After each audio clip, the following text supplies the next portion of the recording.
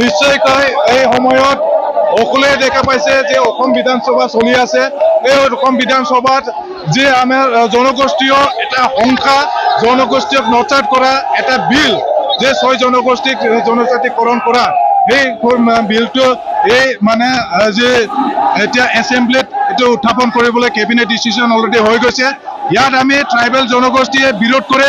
Tribal জনগোষ্ঠী মাত্ৰ 45 লাখ আৰু ইয়াত 1 কোটিতকৈ অধিক জনগোষ্ঠীক ইয়াত মানে ইনক্লুড কৰাটো আমি কেতিয়াও নিবিচাৰো। আমি বিচাৰিছো যাতে মানে বড়োপাই কৈছে জীয়াই থাকিবলৈ দিয়ক। গতিকে আমি ট্ৰাইবেল হিচাপে ট্ৰাইবেলক জীয়াই থাকিবলৈ দিব লাগে আৰু ইয়াত যাতে জনগোষ্ঠীক লৈ ৰাজনীতি কৰা বন্ধ কৰিব লাগে।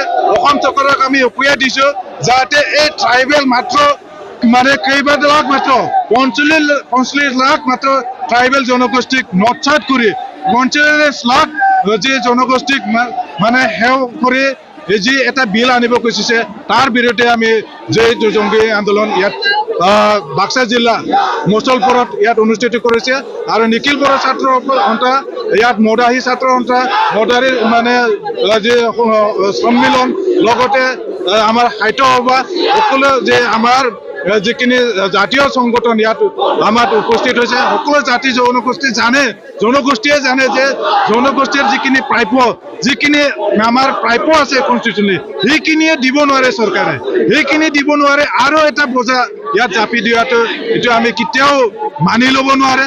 গতিকে আমি চৰকাৰক ইয়াত অনুৰোধ কৰিব খুজি আছো, চৰকাৰক আমি মানে অনুৰোধ কৰিব খুজি আছো যাতে সেইটো লয় বিগত যে আগন্তুক সময়ৰ যি নিৰ্বাচন তেখেতসকলে নিৰ্বাচন লৈ ৰাজনীতি কৰে। আমি হৈছো ইয়াত মানে পূৰ্ববংশৰ জনগোষ্ঠীয়। গতিকে এই জনগোষ্ঠীক জীয়াই থাকিব দিয়ক, শান্তিৰে বসবাস কৰিবৰ কাৰণে আমি অনুৰোধ কৰিছো। অসমক যাতে পুনৰ এটা যেনে এনে বিশৃংখল সৃষ্টি যাতে নকৰে এই অসম চৰকাৰে, তাক আমি অনুৰোধ জনাইছো।